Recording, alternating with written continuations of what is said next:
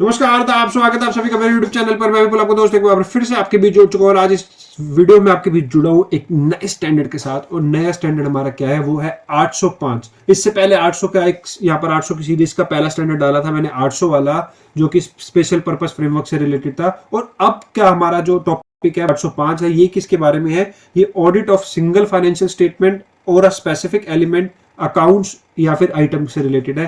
बिना देर करे स्टार्ट करते हैं। अगर देख वीडियो पसंद आए तो लाइक शेयर जरूर सब्सक्राइब जरूर करना, क्योंकि आपके लाइक शेयर सब्सक्राइब भी मेरी मोटिवेशन है और वीडियोस बनाने के लिए। कमेंट में अपना फीडबैक जरूर देना। अगर वीडियो पसंद आए तो प्लीज लाइक शेयर जरूर कर देना, और कमेंट भी कर दोगे तो यार मजा ही आ जाएगा।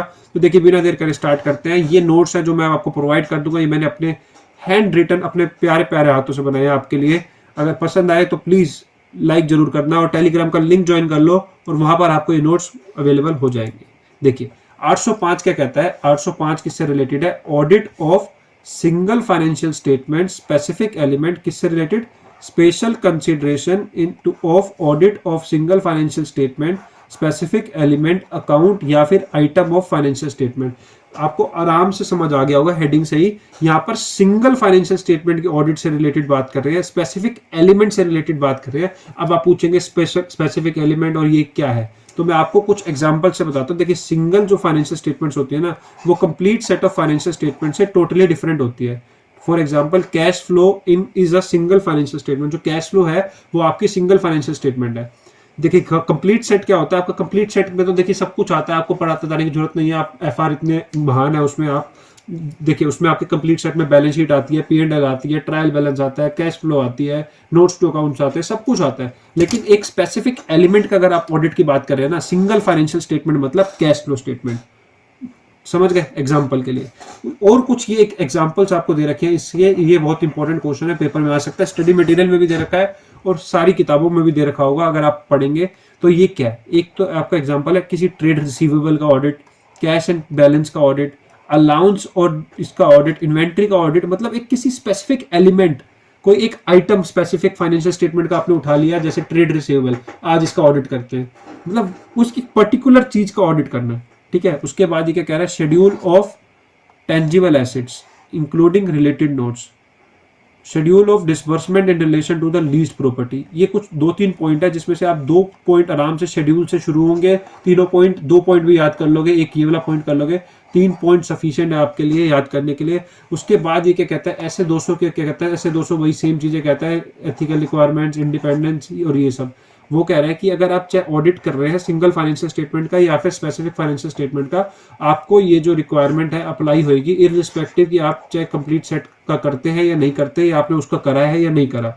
उससे आपका मतलब नहीं है अगर आप एंगेज है या नहीं, आपको उससे मतलब नहीं है। आपको एथिकल रिक्वायरमेंट्स और रिलेवेंट एसेस का आपको कंप्लाई करके चलना है। ठीक है। उसके बाद बात करें compliance with the requirement of the SAs. क्या? Compliance with the requirement of the SAs relevant to the audit. ये एक मोस्ट इंपॉर्टेंट आप मार्क कर लो, क्वेश्चन पेपर में 100% आ सकता है ये वाला। तो ये क्या कहता है? ये कहता है compliance with the requirement of the SAs relevant to the audit of the single financial statement और the specific financial statement may not be practicable.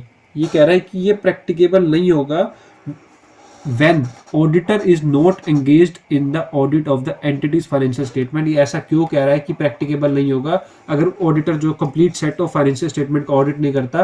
तो ये 3 पॉइंट है जो आपके पेपर में आ सकते हैं, आपको लिखने पड़ सकते हैं। ये क्या है?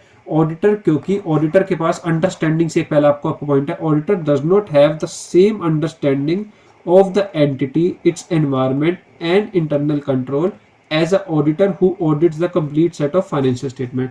जो ऑडिटर ऑडिट करता है complete set of financial statements का, उसको जो जिस तरीके की अंडरस्टैंडिंग है ना एंटिटी की, एनवायरमेंट की, वो उस ऑडिटर को नहीं होगी जो एक आपका एक स्पेसिफिक एलिमेंट का ऑडिट करने आया है।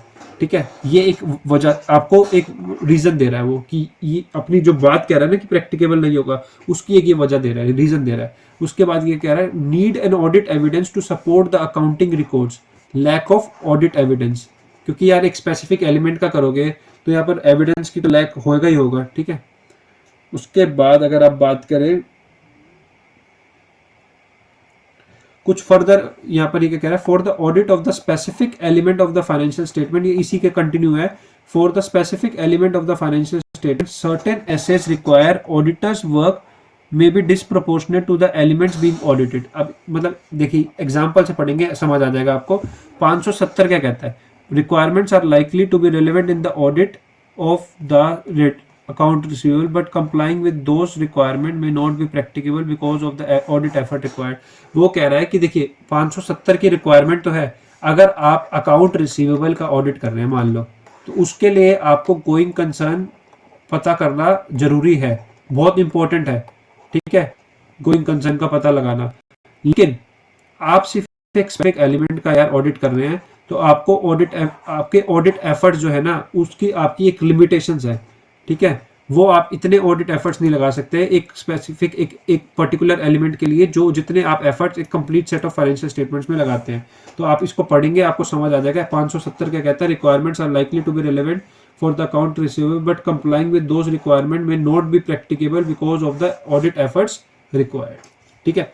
उसके बाद ऑडिटर कंक्लूड करता है कि audit as per the SAs practicable नहीं है।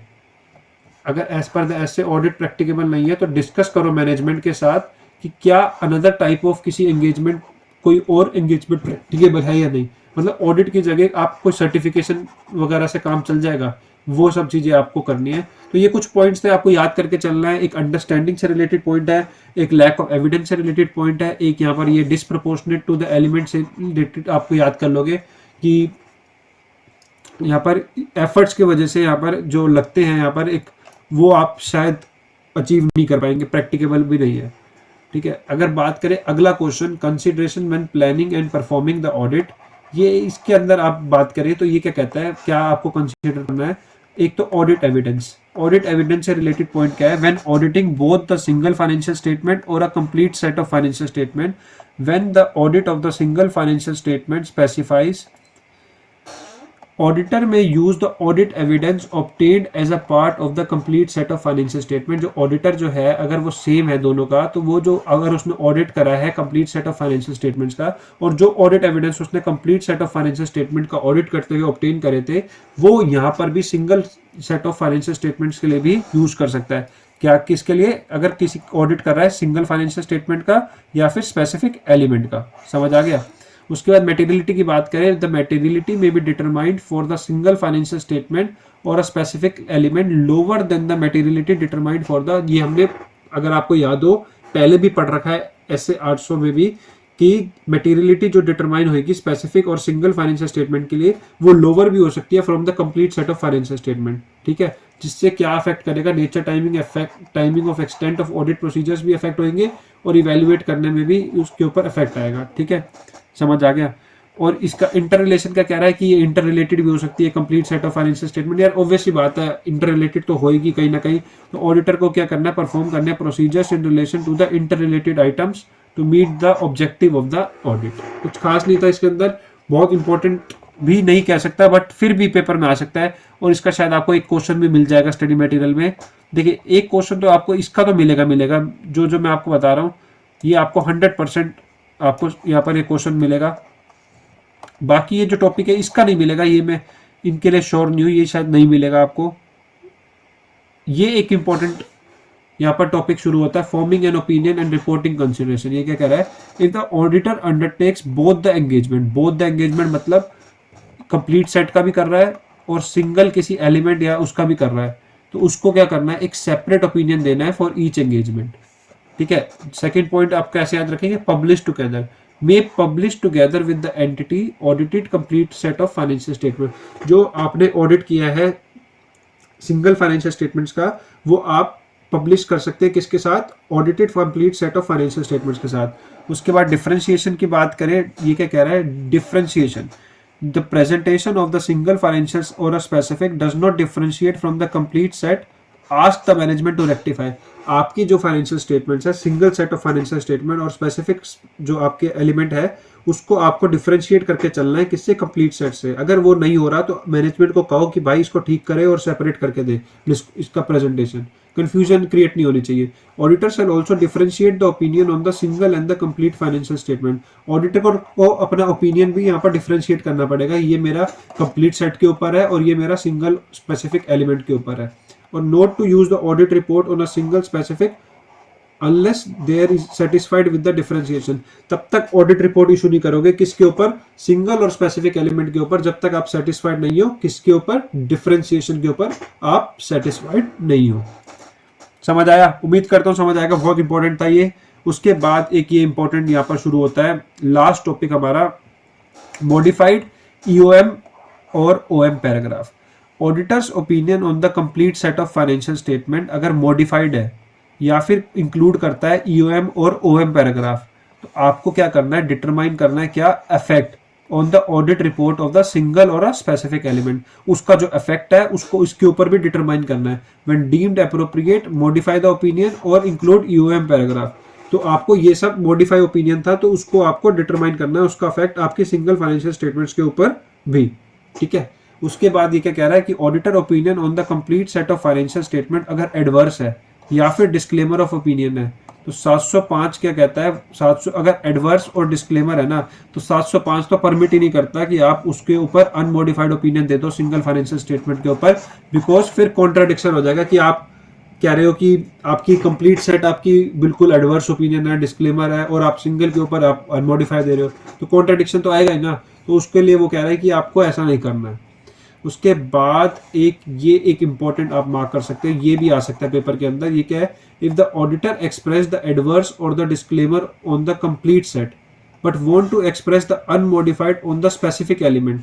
अब हो सकता है यार कि अब जो हमने ऊपर पढ़ा है कि वो कहता है कि अगर एडवर्स और डिस्क्लेमर है तो आप कॉन्ट्राडिक्शन के चलते आप परमिट नहीं करता, लेकिन किस किस केस के अंदर ये अलाउ हो सकता है कि वो अनमोडिफाइड ओपिनियन दे दे किसी स्पेसिफिक एलिमेंट के ऊपर। अगर किसी स्पेसिफिक एलिमेंट की बात हो रही है, यहाँ पर मैं स्पेसिफिक एलिमेंट इसलिए आपको बार बार बोल रहा हूँ स्पेसिफिक एलिमेंट, क्योंकि यहाँ पर सिंगल फाइनेंशियल स्टेटमेंट की बात नहीं हो रही या कैश फ्लो की बात नहीं हो रही, ये एक स्पेसिफिक एलिमेंट की बात कर रहा है।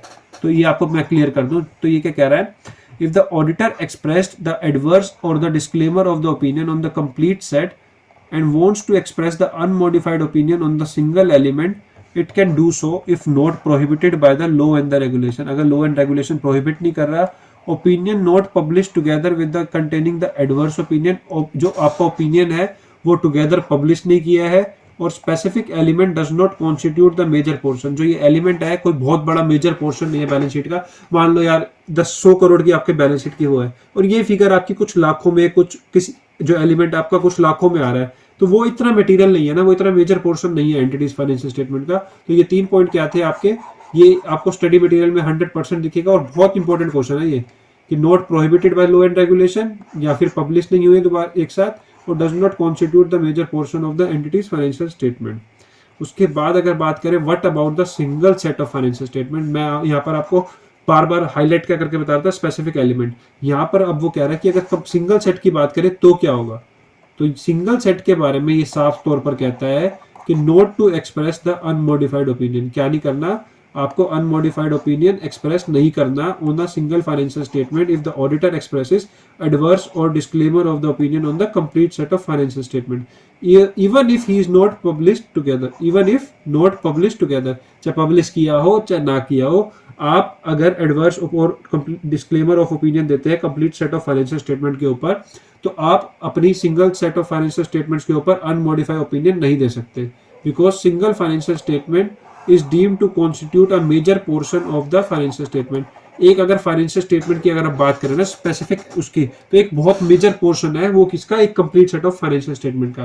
तो इसलिए ऐसा कहा जा रहा है। ये एक देखिए, एक ये बहुत इंपॉर्टेंट क्वेश्चन था,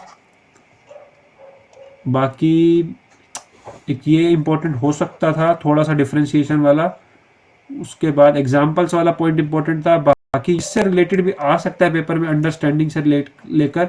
ये एक बार आप पढ़ लेना, आसानी से हो जाएगा। मेरे को उम्मीद करता हूँ कि आपको मेरी वीडियो पसंद आई होगी।